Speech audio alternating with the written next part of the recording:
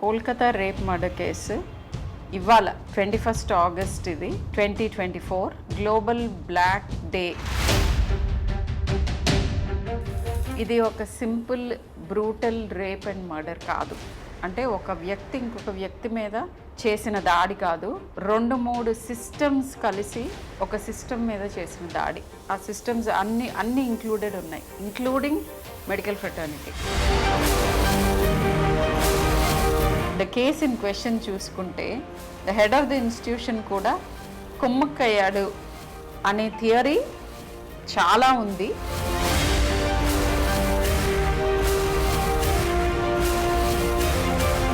Crime జరిగినప్పుడు చాలా images కానీ లేకపోతే ఎలా చేశారు ఆ క్రైమ్, ఎన్ని రకాలుగా చేశారు, ఇవన్నీ చాలా వీడియోస్ వస్తూ ఉంటాయి. కొంతమందికి ఆ ఐడియాస్ ఇవ్వచ్చేమో నాకు అనిపిస్తుంది as a person. It is not legal to circulate such messages.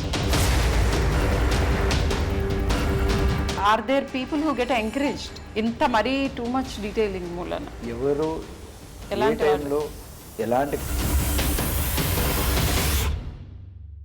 75 to 80% of crime against women ఇమ్మీడియట్గా తనకి బాగా తెలిసిన క్లోజ్ సర్కిల్లో ఉంటారు.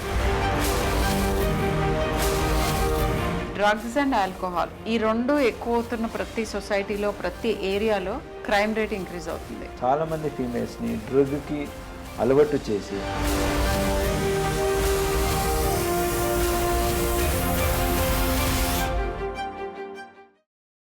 హలో ఎవ్రీవన్, నేను doctor Sharmila, senior paediatrician, Apollo hospitals. I'm sure చాలామందికి తెలుసుంటాను, తెలియని వాళ్ళ కోసం ఇంట్రడక్షన్. ఎనీవేస్, ఇవాళ మాట్లాడే టాపిక్ ఏంటంటే దిస్ ఈజ్ ఇన్ కంటిన్యూయేషన్.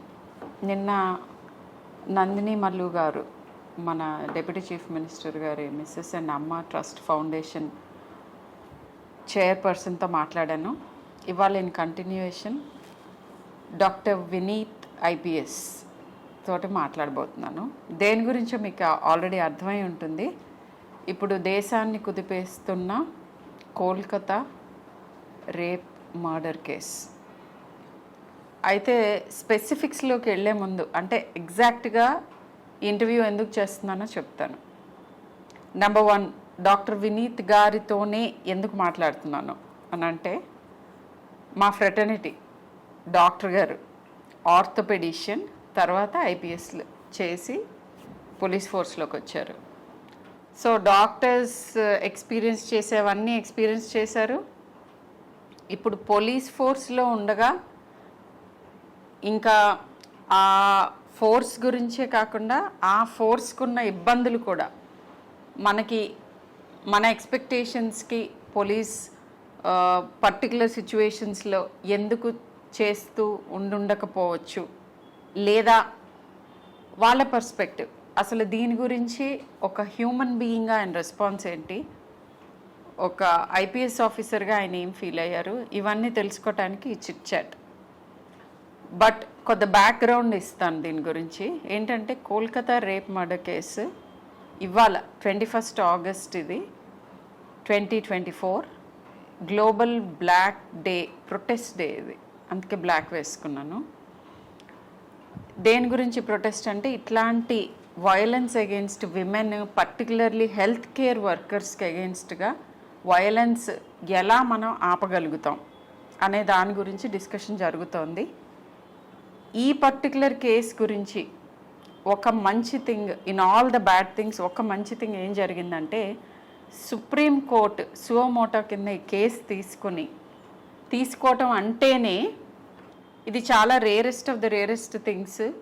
ఇమ్మీడియట్గా మన దేశానికి నష్టం జరిగే అవకాశం ఉంది అని గమనించి దీన్ని చాలా తొందరగా మనం సాల్వ్ చేసుకోవాలి అని జ్యుడిషియల్ సిస్టమ్ రికగ్నిషన్ అనమాట. అది తీసుకోవటం చాలా వెల్కమ్ థింగ్ అది.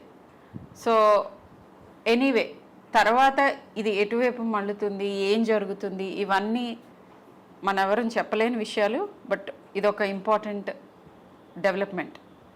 పర్సనల్గా as a doctor, as a women, as a mother, as a citizen of this country, ఈ పర్టికులర్ ఇన్సిడెంట్ గురించి ఒకే ఒక్క సెంటెన్స్లో ఈ రోజున నాకేమనిపిస్తుందో చెప్పాలంటే ఇది ఒక simple brutal rape and murder కాదు.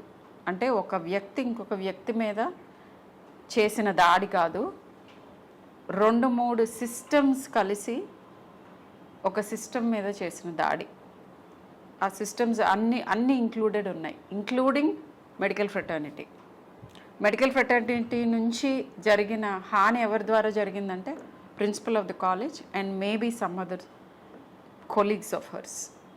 సరే, వేరే సిస్టమ్స్ ఏవేంటి అని అంటే right from government machinery to all the machineries, ఎవరైతే మనకి సేఫ్టీ ప్రొవైడ్ చేయాలో అన్ని మెషినరీస్ ఇన్వాల్వ్మెంట్ కనిపిస్తుంది. సాడ్ ఇది. And as a mother, as a citizen, as a doctor నన్ను చాలా కలిచివేసింది ఈ ఇన్సిడెంట్. అందుకే ఈ సిరీస్ ఆఫ్ వీడియోస్. సో ఇప్పుడు right into the chit chat. Doctor Vineet, hello అండి. Hello.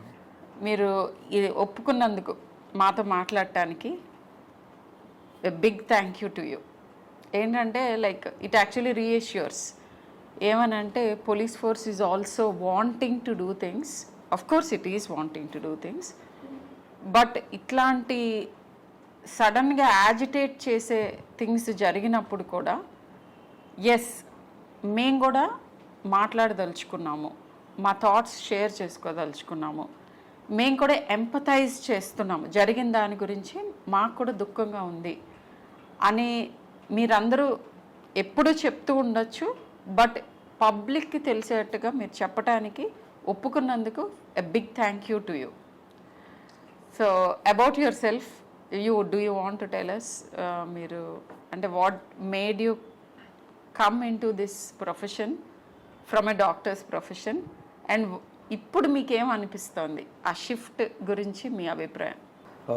First of all thank you for giving నాకు దీని గురించి అవేర్నెస్ కోసం ఇక్కడ నాకు ఒక ఆపర్చునిటీ ఇచ్చిన దానికి. సో నేను ఎంబీబీఎస్ చేశాను, తర్వాత ఎంఎస్ ఆర్థో పీజీ చేసి Bengaluru medical college both UG PG అక్కడ చేసి తర్వాత యూపీఎస్సి రాసి then I came to Indian police service. So shift is the reason. ఎందుకంటే సొసైటీలో ఇంకా ఇన్వాల్వ్ అయ్యి పని చేయాలని ఒక ఉద్దేశంతో ఇచ్చాము. And Telangana police is a highly professional organisation. అక్కడ పని చేసిన దానికి I feel I'm very lucky to got this cadre. Then the second question, how do I feel this giving me an opportunity to look at, అంటే వేరే medical దాంట్లో health గురించి ఒకటే కాకుండా other ways of life, other things, చాలా రకాలుగా people lives ని touch చేయడానికి, హెల్ప్ చేయడానికి ఎక్కువ ఆపర్చునిటీ ఉందనిపించింది, విచ్ ఈస్ వెరీ ట్రూ.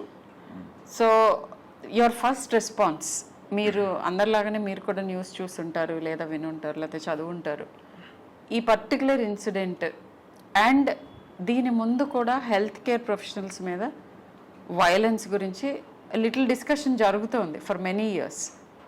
ఈ పర్టికులర్ ఇన్సిడెంట్ గురించి మీ ఫస్ట్ రెస్పాన్స్ ఏంటి?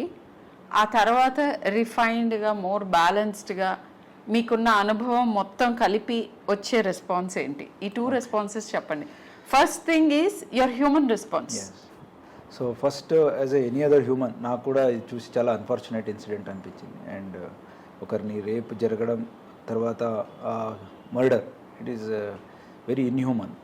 కాబట్టి జస్ట్ లైక్ ఎనీ అదర్ మనిషికి ఎట్లా ఫీల్ అవుతాయో అట్లా నాకు కూడా అయింది. అండ్ మెడికల్ ఫ్రెటర్నిటీ కాబట్టి ఇంకా ఎక్కువ కైండ్ ఆఫ్ ఎంపతి ఉంటుంది.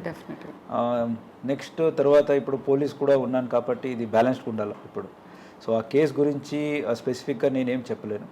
It is under sub judice and I believe అక్కడున్న లా ఎన్ఫోర్స్మెంట్ ఆఫీసర్స్ ఖచ్చితంగా they are doing their best to do justice.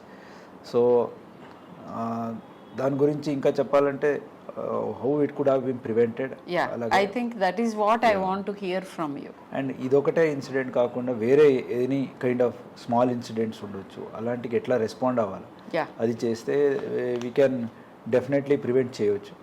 Already మన చట్ట ప్రకారం చాలా పవర్స్ పోలీస్కైనా అలాగే ఒక ఇన్స్టిట్యూషన్కైనా ఇచ్చేసింది.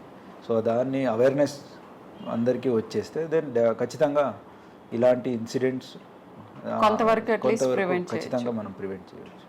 సో అంటే లైక్ స్పెసిఫిక్ థింగ్స్ అంటే మీరు వినుంటారు ఇంతకుముందు డాక్టర్స్ దగ్గర నుంచి వైలెన్స్ జరుగుతుంది అది ఇది అని, మీకు ఏమైనా ల్యాప్సెస్ కనిపిస్తున్నాయా ఫ్రమ్, అంటే like lapses in the sense doctors కానీ హెల్త్ కేర్ ప్రొఫెషనల్స్ కానీ మీ హెల్ప్ ఇంకా బెటర్గా ఎలా తీసుకోవచ్చు, మా వైపు నుంచి మీరు ఇంకేం ఎక్స్పెక్ట్ చేస్తున్నారు? అంటే ఇప్పుడు ఇన్సిడెంట్ జరిగిపోయిన తర్వాత ఎవరు ఏం చేయలేరు, జస్ట్ దట్ జస్టిస్ చేయటం అండ్ మేబీ ఫ్యూచర్లో ఇలాంటివి జరగకుండా prevention.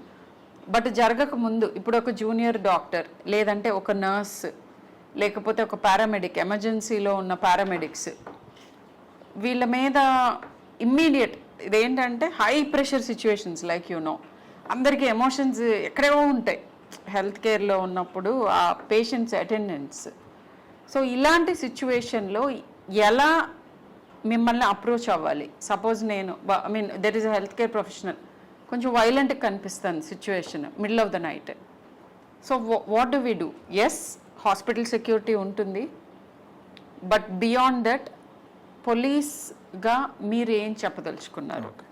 So from police point of view నేను చెప్పాలంటే ఇలాంటి or anything of similar kind of offence మనం ప్రివెంట్ చేయాలంటే against women, any violence against women ఏమున్నాయో ప్రివెంట్ చేయాలంటే 3 types. ఒకటి ఇండివిజువల్, వాట్ అంటే ఇండివిజువల్ లెవెల్ వాళ్ళు ఏం చేయాలా, అలాగే ఇన్స్టిట్యూషన్, అది ఆఫీస్ ఉండొచ్చు ఆర్ హాస్పిటల్ ఉండొచ్చు, institutions anything, working schools, colleges, anything అలాంటి ఒక institutions. Then third as a community, society. So ఆ 3 లెవెల్లో మనం మనకున్న బాధ్యతలని గుర్తు చేసుకుంటే ఖచ్చితంగా ఇలాంటిది మనం ప్రివెంట్ చేయొచ్చు.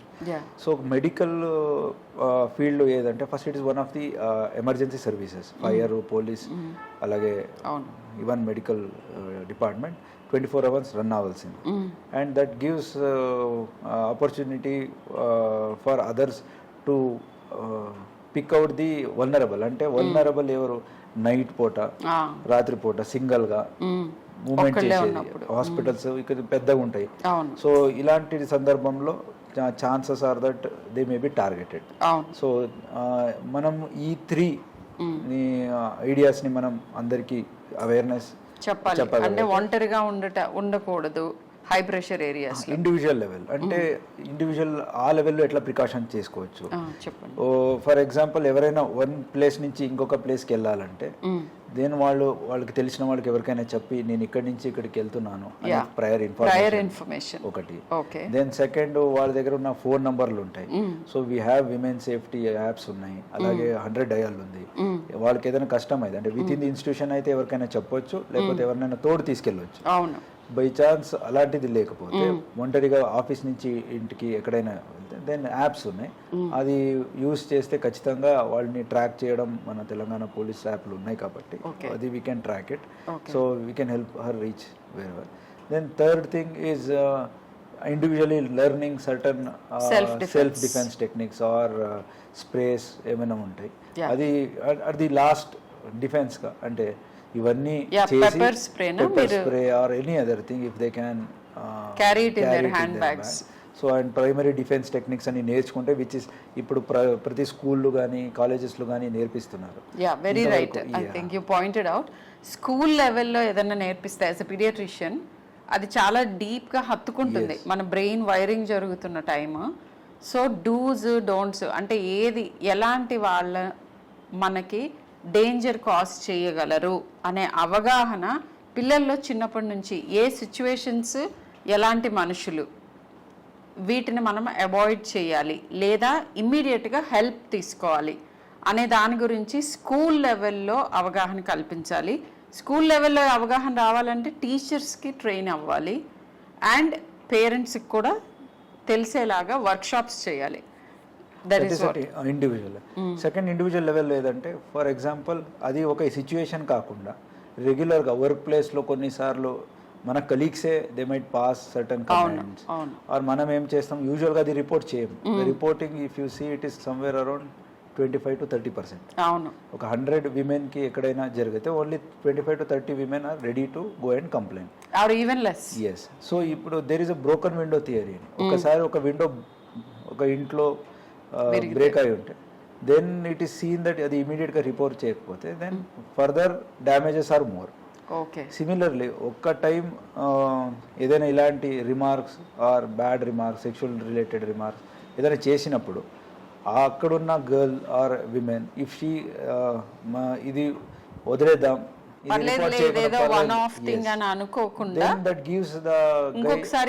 కాన్ఫిడెన్స్ వస్తుంది. ఓకే, ఇట్లా ఇంతవరకు చేస్తే కూడా ఏమనలేదు కదా, ఇంకా నేను further I can take it forward అనేది ఒక కాన్సెప్ట్ వస్తుంది. అండ్ ఇది something it is such things will lead to bigger thing అయినప్పుడు అందరూ రియాక్ట్ అవుతారు. బట్ ఇలాంటి చిన్నది ప్రతి ఫీమేల్ కూడా they would have faced. So women and child ministry నుంచి ఆల్రెడీ హ్యాండ్ బుక్ ఉంది. I don't know how many people ఈ హ్యాండ్ బుక్ చూసుంటారో లేదో. ఎడ్యుకేటెడ్ అండ్ కూడా మనకు instil now. Yeah, so handbook లో what are the workplace hazards especially related to sexual harassment. So ఆ website లో already ఆ హ్యాండ్ బుక్ ఉంది. సో దాని ద్వారా తెలుసుకోవచ్చు. టిట్ ఫర్ టాట్ అంటే ఇట్లా సెక్షువల్ ఫేవర్ చేస్తేనే ప్రమోషన్లో లేకపోతే అనేది ప్రైవేట్ సెక్టర్స్లో ఎక్కువ చూస్తుంటాం. అలాంటిది ఉండొచ్చు. ఆర్ టచింగ్ ఇన్అప్రాపరేట్లీ ఉండొచ్చు. ఆర్ లీవ్డ్ రిమార్క్స్ ఉండొచ్చు. అవహేళనకారి వాక్యాలని వాళ్ళ మీద సమ్ కైండ్ ఆఫ్. సో ఇలాంటి చేసినప్పుడు మనం ఏమనుకుంటాం, మనకెందుకు, ఏదో ఇది ఒకసారి కదా, ఇది వదిలేద్దాం, నెక్స్ట్ టైం అంటేనే మనం చేద్దాము, అట్లా మనం అదొక ఇండైరెక్ట్ ఎంకరేజ్మెంట్ కింద కూడా ఉంటుంది. అండ్ ఇంకా కొంచెం పెరిగే అవకాశం ఎక్కువ ఉంటుంది. ఫాల్స్ కాన్ఫిడెన్స్ ఇస్తుంది అగ్రెసర్ కి. ఇంతవరకు చేస్తే కూడా ఏమనలేకపోతే ఇష్టం ఉందేమో అని అనుకోవటం ఒకటి. అది ఇండైరెక్ట్ గా నన్ను ఎంకరేజ్ చేస్తుంది బై బీయింగ్ సైలెంట్ అని ఒకటి. ఆర్ లేకపోతే ఈమె వీక్ అనే ఒక కాన్సెప్ట్ వస్తుంది. అండ్ ఇంకా ఇంత చేసినా కూడా ఏం యాక్షన్ తీసుకోకపోతే నేను ఇంకా చేయొచ్చేమో అని ఒక వాళ్ళకి ఫాల్స్ కాన్ఫిడెన్స్ వస్తుంది. అది నా ఆపర్చునిటీ దొరికినప్పుడు అది బయటకు వస్తుంది. అప్పుడే ఫర్దర్ గ్రేవ్ క్రైమ్స్ జరిగే సందర్భం ఉంది. కాబట్టి ఇండివిజువల్ లెవెల్లో దీనికి నో టాలరెన్స్ అంటే జీరో టాలరెన్స్ చేసుకోవాలి. ఓకే, ఇంతవరకు నేను టాలరేట్ చేసుకుంటా, తరువాత చేసుకోను అని బౌండరీ పెట్టకుండా జీరో టాలరెన్స్ వరకు ఇండివిజువల్ లెవెల్లో వాళ్ళు చేయగలిగితే ఖచ్చితంగా వెన్ దే సీ స్మాల్ థింగ్స్ని ఎట్లా పనిష్మెంట్ దొరికినప్పుడు అందరికీ తెలిస్తే ఫర్దర్ బిగ్ థింగ్స్ అవ్వడంని మనం చాలా వరకు ప్రివెంట్ చేయొచ్చు. అది ఇండివిజువల్ లెవెల్. దెన్ ఇన్స్టిట్యూషన్ లెవెల్లో పాష్ యాక్ట్ అని వచ్చింది. పాష్ యాక్ట్ అంటే prevention of sexual harassment in work place, prevention and prohibition. ఇది ఆఫ్టర్ నిర్భయ ఏది ఢిల్లీ జరిగిందో ఆయనాక ఇది అమలు చేయడం జరిగింది. It is one of the very powerful act. So ఈ యాక్ట్ లో ప్రతి ఇన్స్టిట్యూషన్ లో it may B hospital, school, colleges, offices internal committee అనేది ఒకటి కంప్లైంట్ కమిటీ అని ఉండాలి. అన్ఆర్గనైజ్డ్ లో లోకల్ కంప్లైంట్ కమిటీ అని ఉంటుంది. సో ఇలాంటి ప్రతి ఒక్క మహిళకు కూడా she will have some forum to appear. ఎవరి దగ్గరికి వెళ్ళాలా, ఎవరికి చెప్పాలి. ఎస్, ఆ ఇన్స్టిట్యూషన్ లో ఇది ఉంటాయి. ఎవరు లేనప్పుడు పోలీసులు ఉన్నారు. They can directly come. ఇవి ఉన్నా లేకున్నా పోలీస్కి ఎప్పుడైనా వచ్చి కంప్లైంట్ చేయొచ్చు. మన తెలంగాణలో అయితే షీ టీమ్స్ ఉన్నాయి, అలాగే విమెన్ సేఫ్టీ వింగ్ ఉంది. ఎక్కడైనా direct they can walk in వచ్చేసి. అండ్ భరోసా సెంటర్స్ ఉన్నాయి. సో ఇదన్నీ కూడా it is only for females. దీనన్నీ వాడుకోవచ్చు. ఈ ఒక అవేర్నెస్ ప్రతి ఒక్క మహిళకు ఉంటే ఖచ్చితంగా దే కెన్ ప్రివెంట్. ఏదైనా చిన్నది జరిగితే స్కూల్లో ఉండొచ్చు, ఎవరైనా మాస్టర్ నా టీచర్ చేశారు కదా, నేను చెప్తే ఏమవుతుందని భయంతో పేరెంట్స్కి చెప్పకుండా ఎంతోమంది ఉంటారు చాలా. ఎస్, అలాంటి వాళ్ళు కూడా ఇంటర్నల్ కమిటీ అనేది ఒకటి ఉంటే అక్కడ వెళ్ళి చెప్పుకోవచ్చు. అక్కడ వాళ్ళకి కష్టమైతే దెన్ వాళ్ళు ఎవరు సీనియర్ వాళ్ళ ఫ్యామిలీ మెంబర్స్కి చెప్పుకోవచ్చు. లేకపోతే డైరెక్ట్ పోలీస్కి వచ్చేసి సీనియర్ మెంబర్ తీసుకొని చెప్పవచ్చు. ఇట్లా అంటే identity will be always be 100% protected. 100%. ఇది మోస్ట్ ఇంపార్టెంట్ థింగ్ యాక్చువల్గా as a women and as a younger doctor.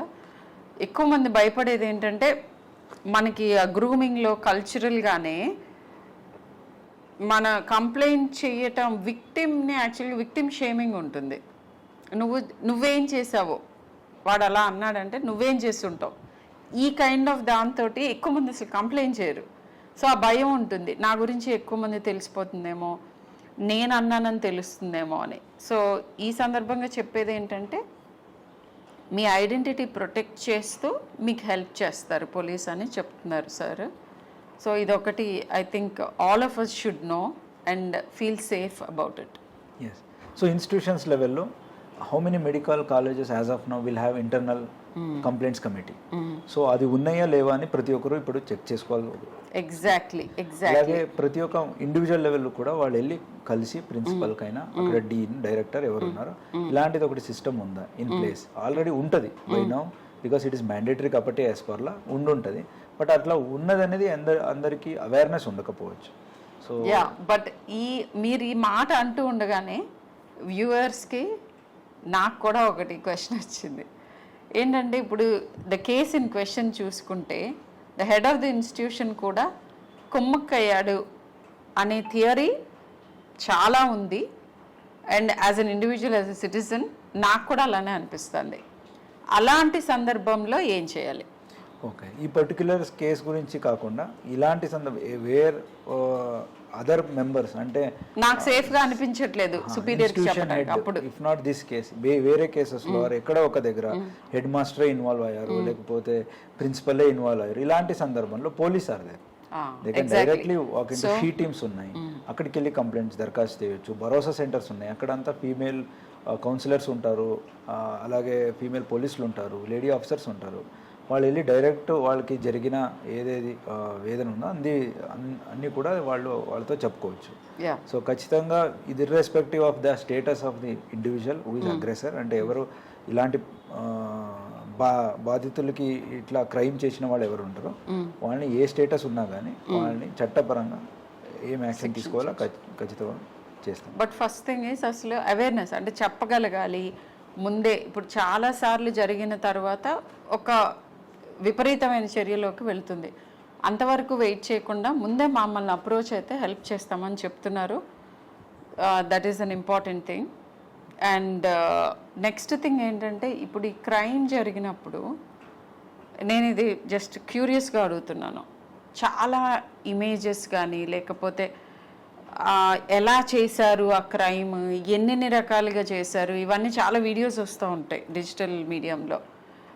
నాకు ఎప్పుడూ అనుమానం వస్తుంది, అంటే ఇది ఈజ్ ఇట్ రైట్? ఎందుకంటే సరే ఆ పర్సన్ ప్రైవసీ ఒక పక్కకు పెడితే ఇది ఏమన్నా ఎవరినైనా ఎంకరేజ్ చేస్తుందా? ఇప్పుడు సపోజ్ ఇది అందరూ ఫాలో అవుతూ ఉంటారు కొన్ని కేసెస్, ఆ కేసు ఓకే ఇంత చేసినా కానీ ఏం జరగలేదు అనే మెసేజెస్, ఇలా కూడా చేయొచ్చు అనే మెసేజెస్ కొంతమందికి ఆ ఐడియాస్ ఇవ్వచ్చేమో అని నాకు అనిపిస్తుంది as a person. Is it true? అంటే కొంచెం రిఫ్రైన్ అవ్వాలా కొద్దిగా? ఇమేజెస్ ఏది సెన్సిటివ్ ఇమేజెస్ ఉన్నాయో it is better not to circulate. So only from crime point of view చెప్పగలిగితే వన్ ఆఫ్ కోర్స్ హ్యూమానిటీ పరంగా చూస్తే it is very inhuman to circulate. Already ఒక చనిపోయిన వారిని బాధితులు ఆల్రెడీ దే ఆర్ బాధితులు ఉంటారు, వాళ్ళు ఇలాంటి మెసేజెస్ని ఫొటోస్ని మనం చేస్తే then they will feel bad. Then from law point of view it is not legal to circulate such messages or even photos.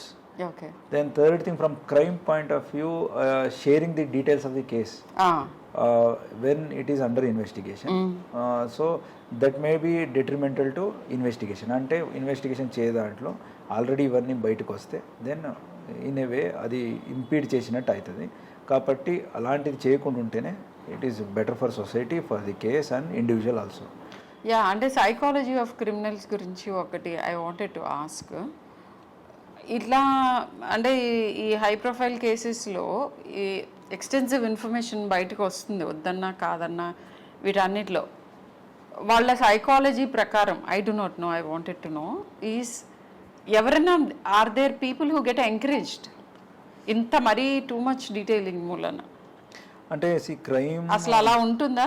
Criminology అనేసి in a subjects in it self ఎవరు ఏ టైంలో ఎలాంటి క్రైమ్ చేస్తానంటూ ముందే ప్రిడిక్ట్ చేయడం చాలా కష్టం.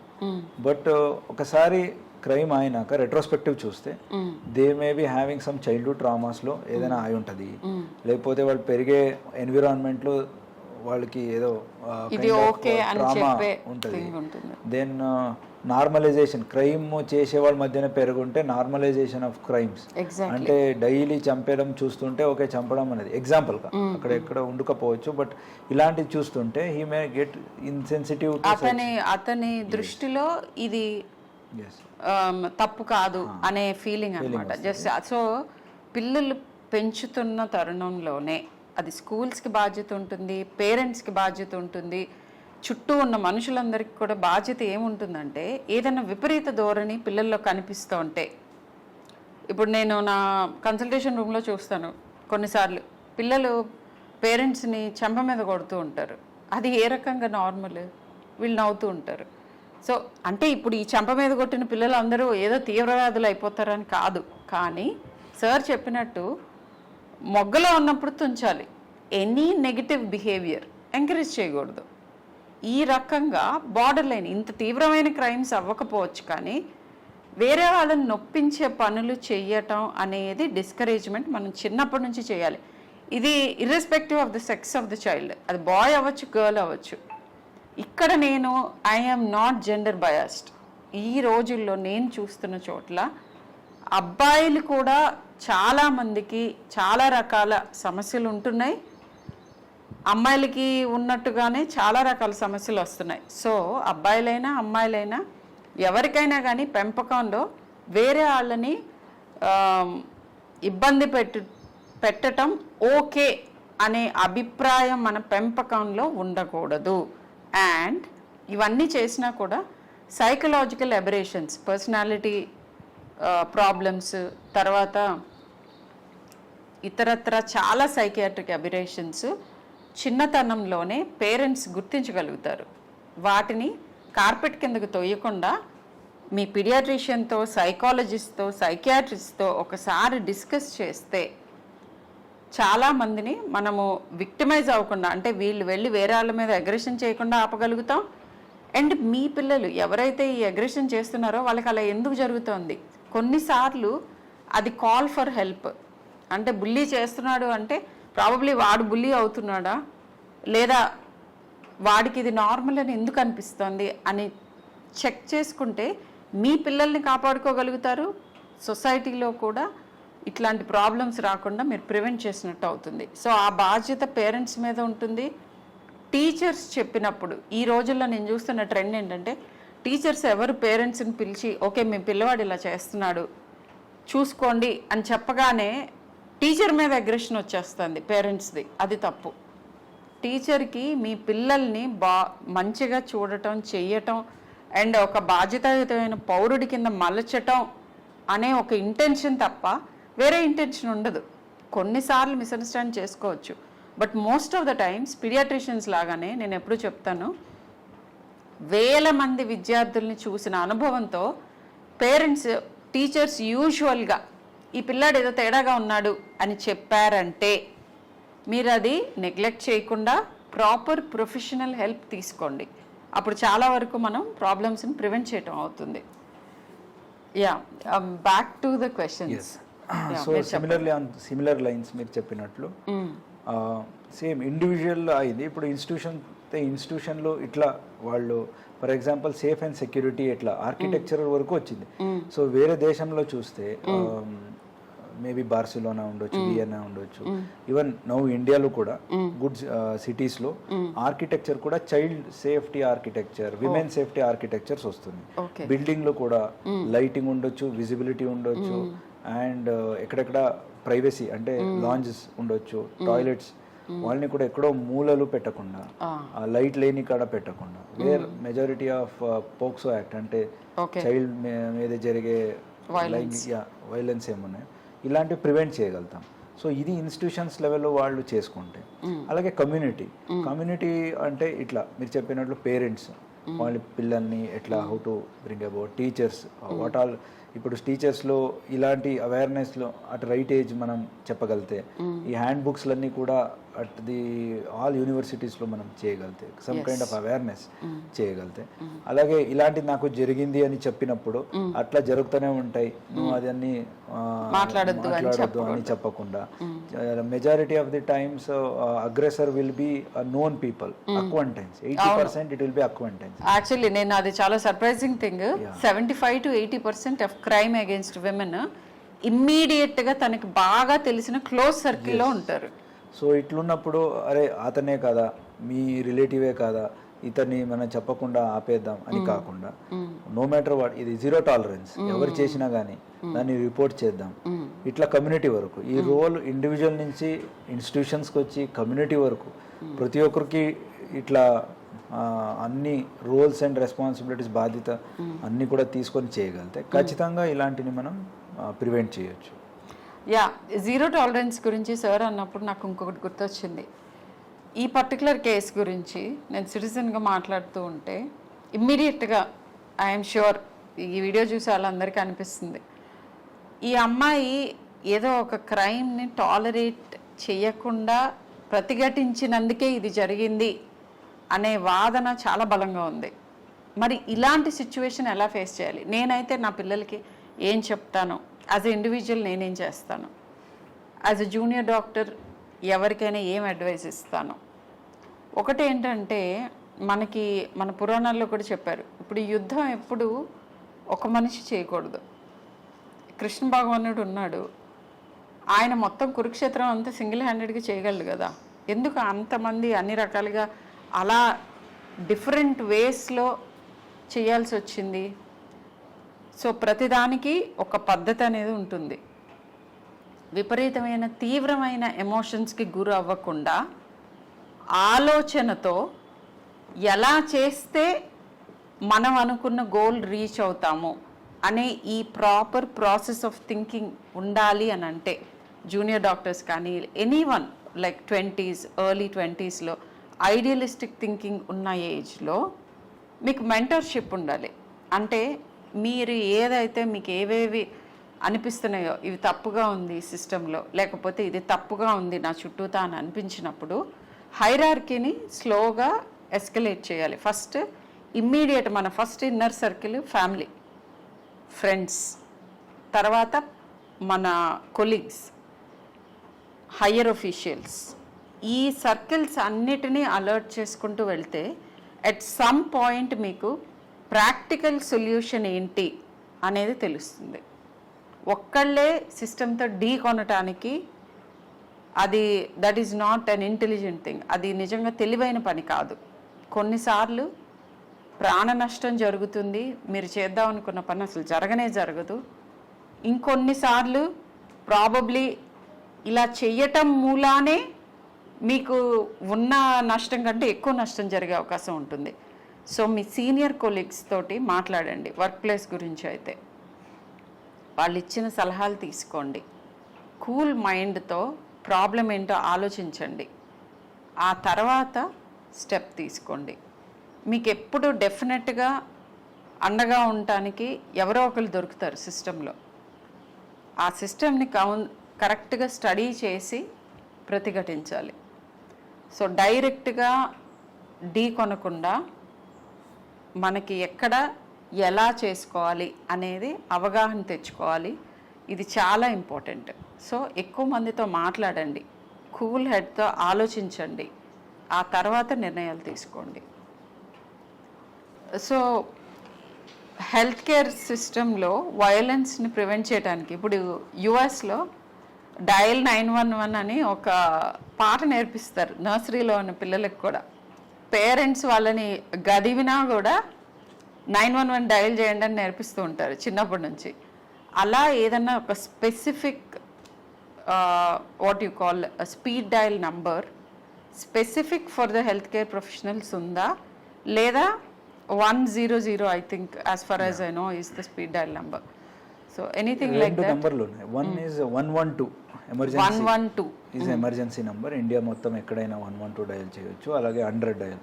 కొన్ని స్టేట్స్లో పోలీస్ విల్ హ్యావ్ డైరెక్ట్ ఇది. సో కొన్నిసార్లు it may be fire may be required. Or కొన్నిసార్లు it may be health emergencies in a apartment అదే or police. So dial 100 will be only specific to police, అంటే police వరకు ఏదైనా పనులు ఉంటే 100 dial చేయొచ్చు. ఫైర్ అయి ఉంటుంది, లేకపోతే ఇంకేదో మెడికల్ మిగతా ఎమర్జెన్సీస్ కి 112 డయల్ చేస్తే అక్కడే వాళ్ళు కనెక్ట్ చేసుకుని which ever emergency related department ఉన్నాయో వాళ్ళకి కనెక్ట్ చేస్తుంది. So as for as violence is concern, violence వచ్చినప్పుడు ఖచ్చితంగా ప్రతి ఒక్క హాస్పిటల్లో కూడా చాలా ఇప్పటికైతే చాలా హాస్పిటల్స్ వచ్చినాయి, చాలా డాక్టర్స్ వచ్చారు, అండ్ డాక్టర్స్ పేషెంట్స్ ఇంటరాక్షన్స్ వల్ల చాలా కైండ్ ఆఫ్ వైలెన్స్ వస్తున్నాయి. సో వన్ థింగ్ నేను చూసింది ఏంటంటే రిపోర్టింగ్ సిస్టమ్, అంటే ఒకటి అయినప్పుడు ఇమీడియట్గా రిపోర్ట్ కావట్లేదు. సో దే థింక్ ఇట్లా రిపోర్ట్ చేస్తే హాస్పిటల్ బద్నాం అవుతుంది, మా హాస్పిటల్కి మీడియాలో ఏదైనా బ్యాడ్ రెప్యుటేషన్ వస్తుంది అని they try to settle. So police వరకు అది రానే రాదు. సెకండ్ థింగ్, కొన్నిసార్లు కంప్లైంట్ ఇచ్చి కూడా కొన్నిసార్లు పిటిషన్ ఇస్తారు, ఎఫ్ఐఆర్గా మారదు. మనకు తర్వాత చెప్తాము వస్తాము అనేసి కైండ్ ఆఫ్.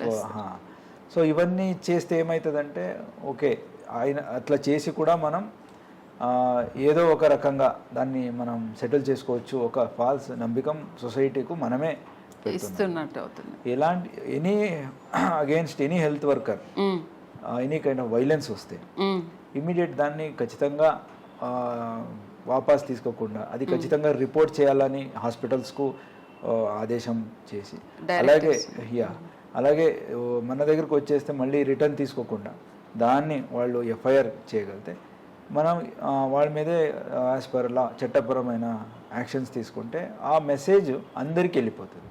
నెక్స్ట్ టైం ఎవరైనా చేయడానికి వెళ్తే, ఎందుకంటే ఎమర్జెన్సీ వచ్చినప్పుడు నేను కూడా యాజ్ ఏ డాక్టర్ ఎమర్జెన్సీలో పని చేసినప్పుడు చూసాను, దే ఆర్ ఎమోషనలీ హై ఉంటారు.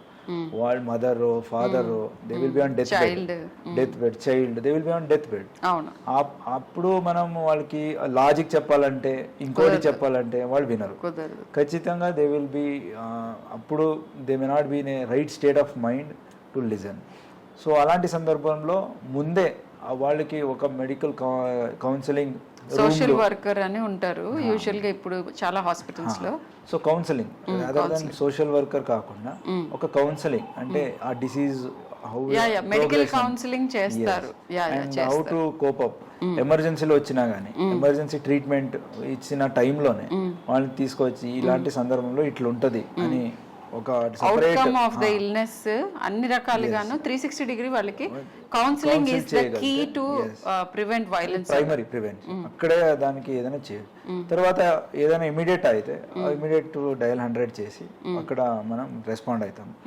సో దెన్ థర్డ్ కేస్ తీసుకున్నాక సమ్ టైమ్స్ కోర్టులు ట్రయల్ టైంలో hostile witnesses are becoming hostile. అంటే వాళ్ళు ఇక్కడ చెప్పిన స్టేట్మెంట్స్ లో అక్కడ ఎందుకు అలా జరుగుతుంది అనుకుంటున్నారు? They want fast settlements. Exactly. So you came to the point.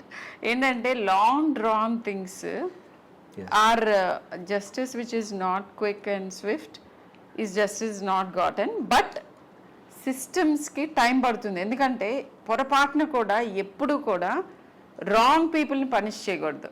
అలా జరగకూడదు అని అంటే దానికి ఒక ప్రాసెస్ ఫాలో అయితే కానీ కుదరదు. So patience has to be there.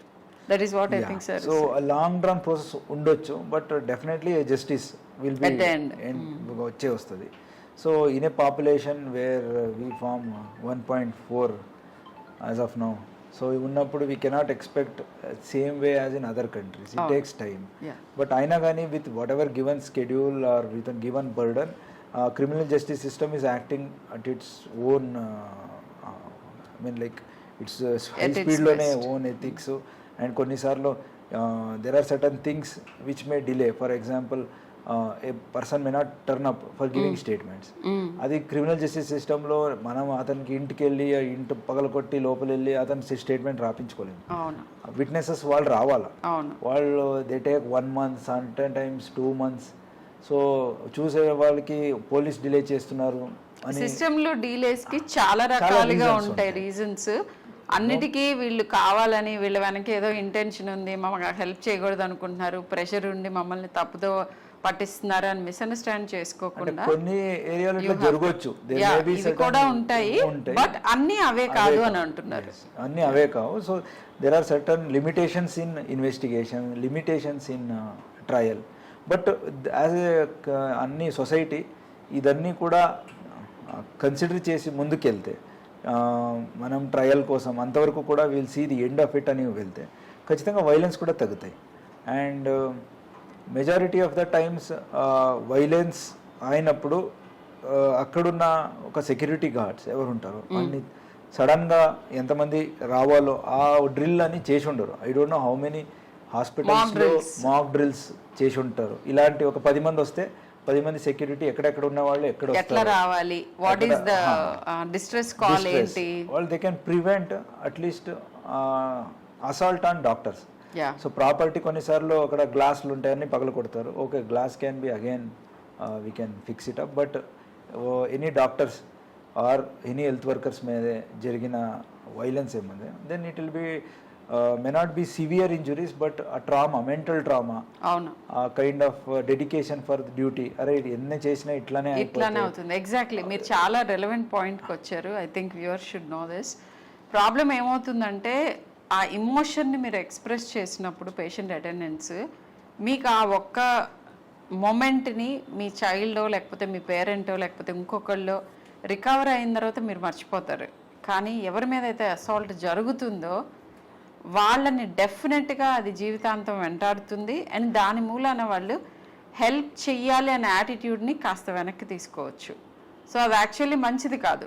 మనకి ప్రాపర్గా చాలా ఈగర్గా మీ ప్రాబ్లమ్ సాల్వ్ చేద్దామని లేకపోతే మీకు హెల్ప్ చేద్దామని అనుకుంటున్న జూనియర్ మోస్ట్ స్టాఫ్ ఎవరైతే ఉంటారో వాళ్ళ మీద అసాల్ట్ చాలాసార్లు హెల్త్ కేర్ సిస్టమ్నే కొన్ని డికేట్స్ వెనక్కి పుష్ చేస్తుంది. అది మంచిది కాదు, ఆ యాటిట్యూడ్ మంచిది కాదు.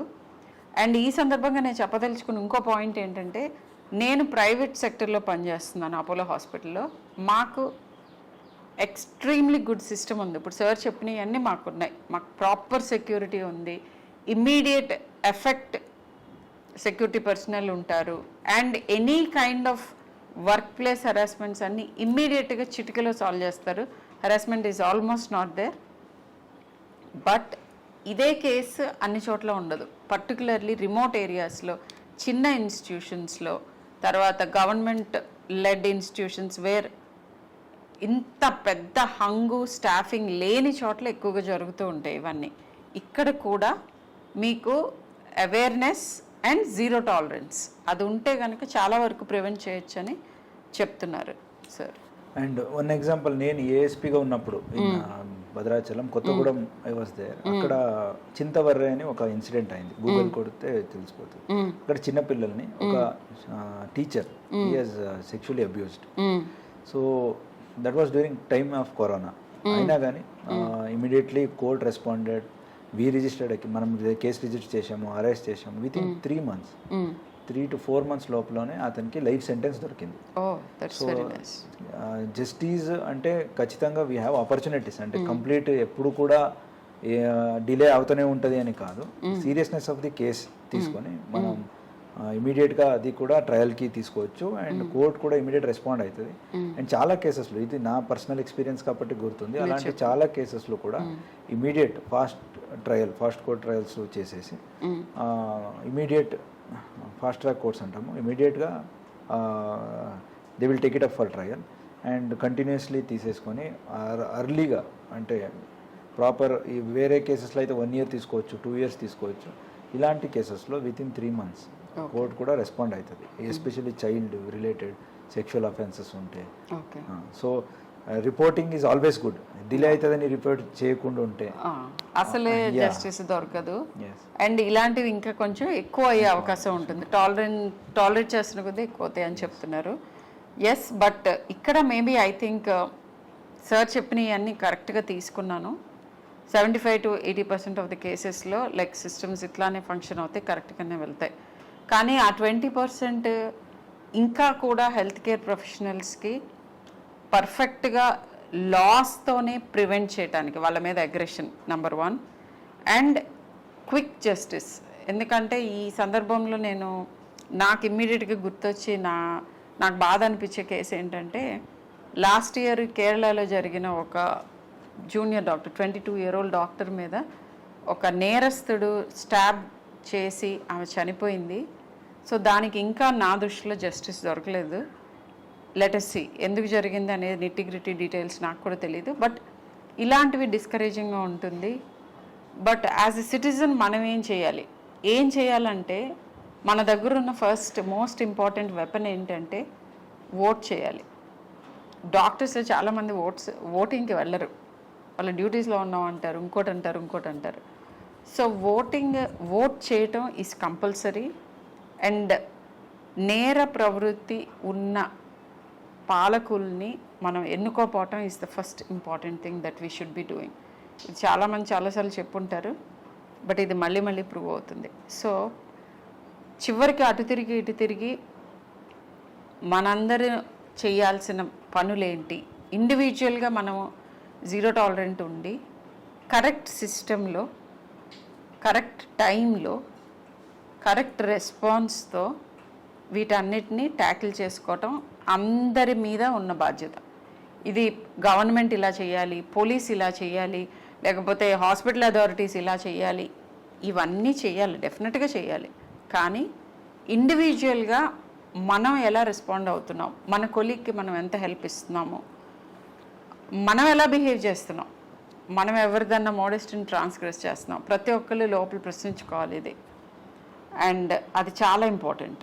Just like zero tolerance to drugs ఎట్లా మనం we have taken it very seriously, అలాగేనే ఐ థింక్ ఆల్ ఇన్స్టిట్యూషన్స్లో, ఆల్ హాస్పిటల్స్లో, స్కూల్స్లో where women are working or students, maybe graduation ఉండొచ్చు, పోస్ట్ గ్రాడ్యుయేషన్ ఉండొచ్చు, ఆర్ స్కూల్స్, హై స్కూల్స్, అన్నీ కూడా no tolerance to sexual abuse అని ఒక పోస్టర్స్లో పెట్టగలితే అట్లీస్ట్ చూడంగానే that will tell to aggressor also, అంటే నేరస్తుడు ఓకే అందరికి అవేర్నెస్ ఉంది, ఒకసారి రిమైండ్ చేయొచ్చు మళ్ళీ వాళ్ళకి. ఆ మూమెంట్, ఆ స్పర్ ఆఫ్ ద మూమెంట్ లో తీసుకునే డెసిషన్స్ మీద ఇలాంటి పోస్టర్స్ డెఫినెట్ గా ఎఫెక్ట్ ఉంటాయి. అలాగే ఎవరికైనా అలాంటి జరుగుంటే సో జీరో టాలరెన్స్ అంటే దాన్ని ఆపకుండా ఫ్రెండ్స్కి చెప్తే నాకు కూడా ఇట్లా అయింది, ఏం కాదు, లెట్ గో ఆఫ్ దిస్, మర్చిపోదాం, ఆర్ దీన్ని ఎందుకు చెప్పాలా, తర్వాత ఇంకా వేరే పరిణామాలు ఉంటాయి, ఇలాంటి చెప్పుకొని ఆ పియర్ ప్రెషర్ వల్ల చెప్పకుండా ఉంటే అది చూడంగానే గుర్తు ఉండాలి. So zero tolerance, not even one incident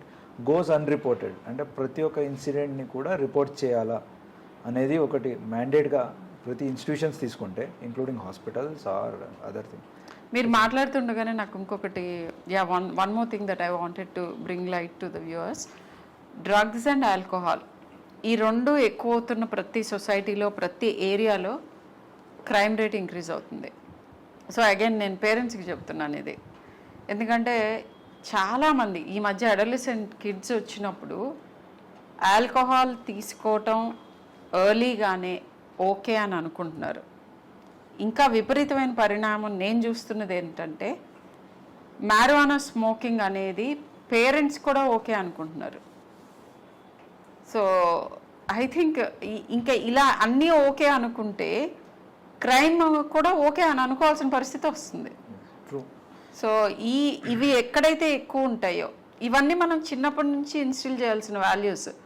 moral science classes తీసేశారు స్కూల్లో నుంచి, అంటే మోరల్ సైన్స్ పాఠాలు విని కరెక్ట్గా బిహేవ్ చేద్దామని అనుకునే వాళ్ళు ఎవరుంటారు అని తీసిపారేయకండి. చిన్న మైండ్స్, ఇంప్రెషనబుల్ మైండ్స్లో ఉన్న ఆ టైంలో ఇది ఓకే, ఇది నాట్ ఓకే, ఇలా మనం బిహేవ్ చేయటం మంచిది, చెడు, ఇలాంటివన్నీ చెప్పటం అనేది డెఫినెట్గా చాలా ఇంపాక్ట్ ఉంటుంది.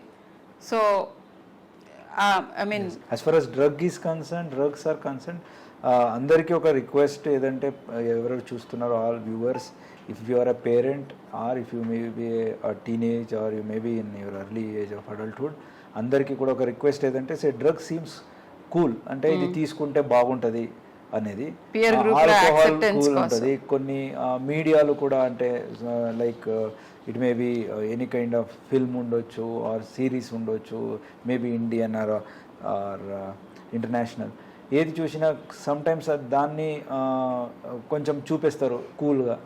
సో వాట్ పరిణామాలు అవుతున్నాయి తర్వాత అనేది చూపెట్టరు. కాబట్టి only one part of the situation చూసి అదే నిజమని అనుకుంటారు. నిజ డైలీ ఏమవుతుందని మీరు తెలుసుకుంటే చాలా మంది ఫీమేల్స్ని వీ హ్యావ్ కేసెస్ హియర్